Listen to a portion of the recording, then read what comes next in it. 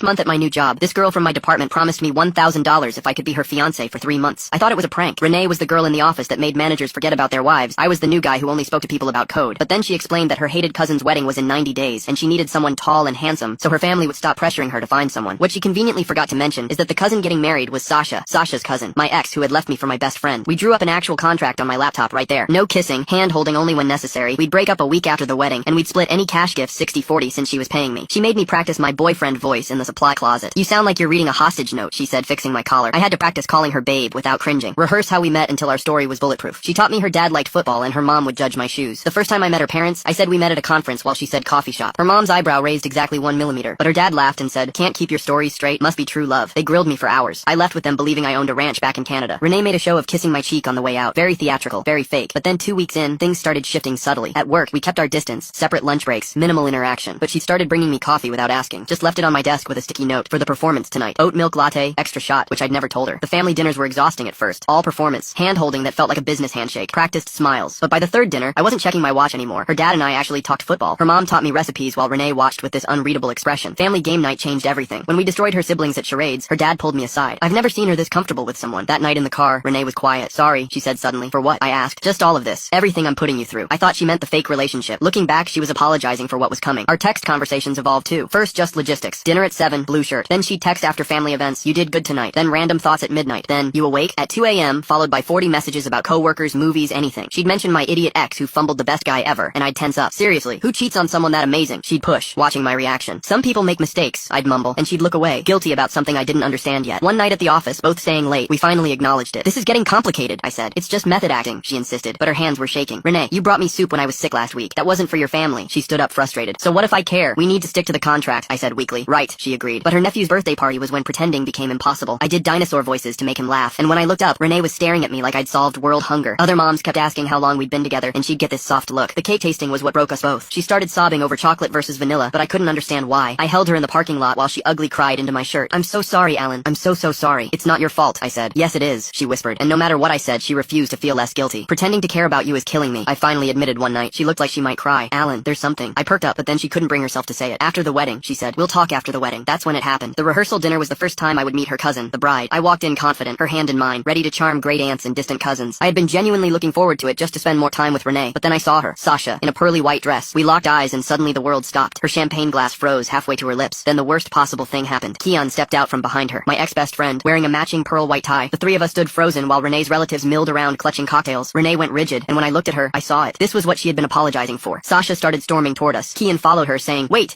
I can't do this." I turned to Renee. "Please."